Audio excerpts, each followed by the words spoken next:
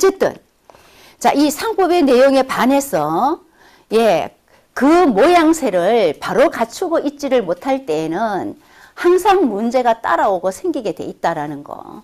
그러니까 여러분들이 꼭 한 번씩 관찰하고 확인해 보는 기회를 가지시면 여러분들에게 훨씬 유익한 공부가 되겠죠. 예. 그럼 요즘 애들 이렇게 피어싱 하는 것도 문제가 되겠네요. 그럼요. 피어싱 하는 게 이렇습니다. 우리 옛날에 왕실에서 있잖아요. 중국 왕실. 그런 사람들은 귀걸이 외에는 안 했습니다. 귀걸이. 코에 하고 막 배꼽에 하고 이렇지 않아요. 그래서 이게 해라 하지 마라를 떠나서 자신이 하잖아. 아, 자신이 저거 하고 싶다. 코에 하고 싶다. 뭐 눈에 하고 싶다. 그렇게 하면 귀에서 멀어지는 겁니다. 아유, 저는요, 나중에 장관 부인이 될 거예요. 우리 남편은요, 적어도 국무총리는 해야 되지 않겠어요? 만약에 그렇게 말하는 여성이 있다면 한번 관찰을 해보십시오. 막 코에 막 이렇게 피어싱을 하고 있는가. 만약에 그런 생각을 갖고 있는 여성이라면은 자기 몸을 감추어지 드러내지 않습니다. 막 옷을 감싸고 예를 들어서 뭡니까 이렇게 배꼽 티를 입는다거나 그러지 않아요.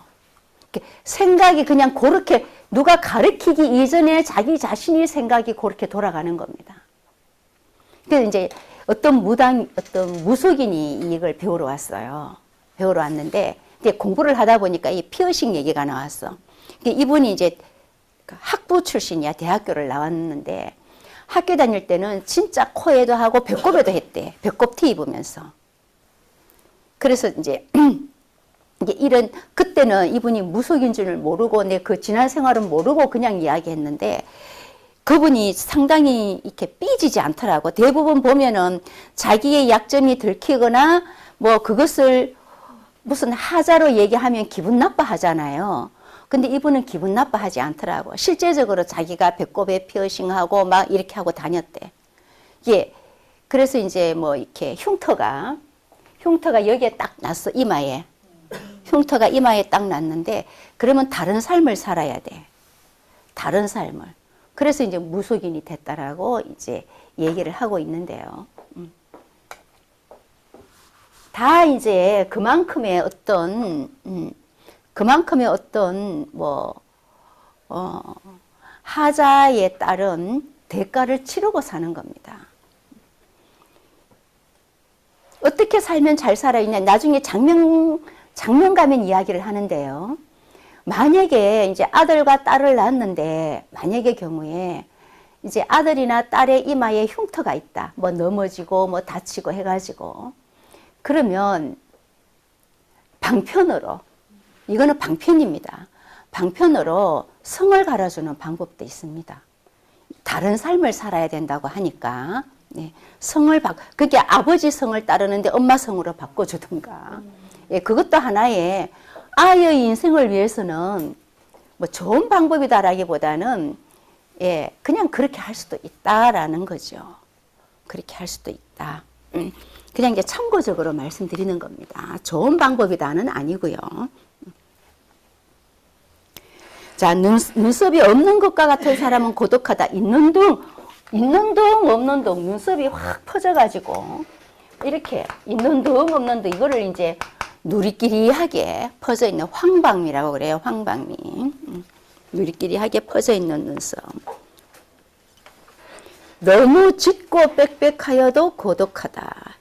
대신 너무 짙고 빽빽할 때는 제가 저번에 눈과 눈썹의 이 간격이 떨어져 있으면 정도를 아는 사람이기 때문에 괜찮다. 제가 그렇게 얘기를 한번 했죠. 눈썹이 누렇거나 붉거나 너무 짧은 것 등은 부기를 얻기 어렵다. 그렇습니다. 그래서 이제 피어싱이 만약에 배꼽에 이렇게 하고 다니면 귀한 사람의 부인이나 신분이 귀해지기에는 어렵다. 귀해지기는 어렵다.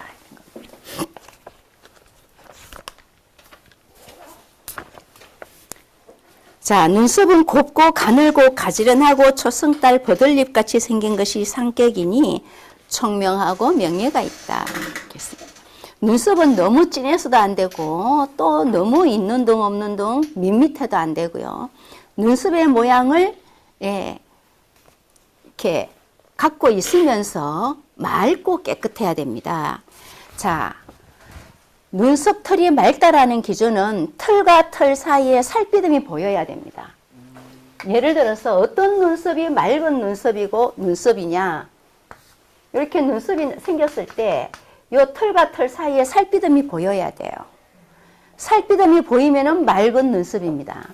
근데 살피듬이 보이지 않으면 빽빽하죠. 이러면 이제 맑은 눈썹이 못 되는 겁니다. 맑은 눈썹이 못 되는 겁니다. 좀 과격하고 어떻게 보면 적극적인, 좋게 얘기하면 적극적이고 조금 부정적으로 얘기하면 과격하고 이렇게 되는 거죠. 교수님, 나이가 들면 이렇게 눈썹이 많이 없어지잖아요. 예. 그럴 경우는 어떻게 그런 제가요, 어떤 분이 정말 눈썹이 진했어요. 정말 눈썹이.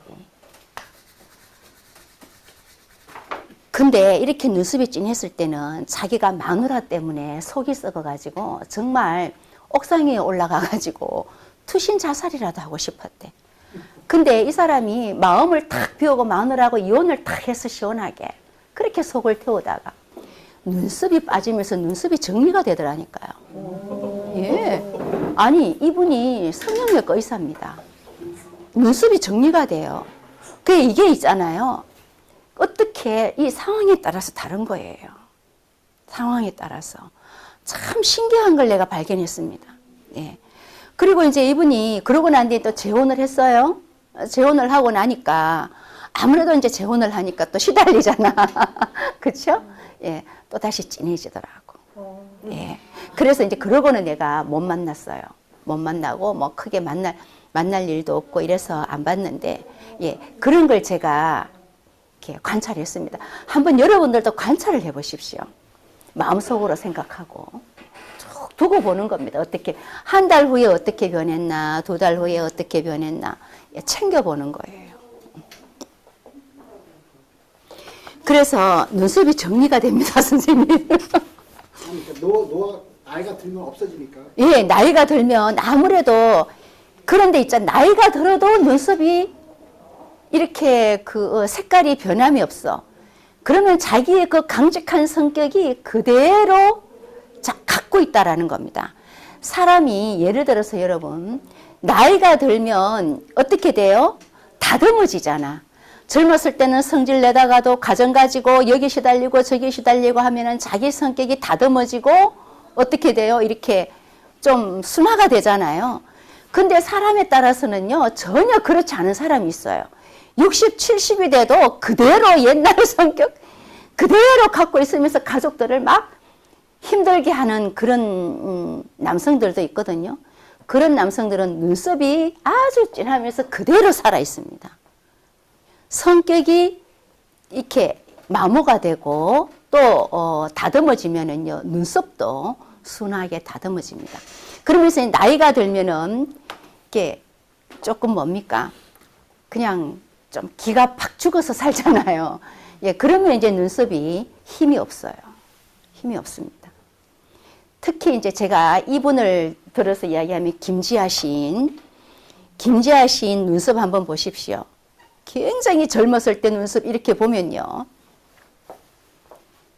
특히 고문당할 때, 고문당하고 나서는요, 눈썹이요, 이렇게 뻗떡뻗떡 섰습니다, 이렇게. 예, 그만큼 고문이 엄청 이 사람 몸을 힘들게 했다라는 거예요. 그래서 그 상황에 따라서 자기의 몸이 어떻게 생활을 하느냐에 따라서 이 눈썹이 변화된다라는 겁니다. 근데 나이가 들면 성격이 죽어야 됩니다. 그대로 살아있으면 안 돼요. 예, 좀 죽어야 됩니다.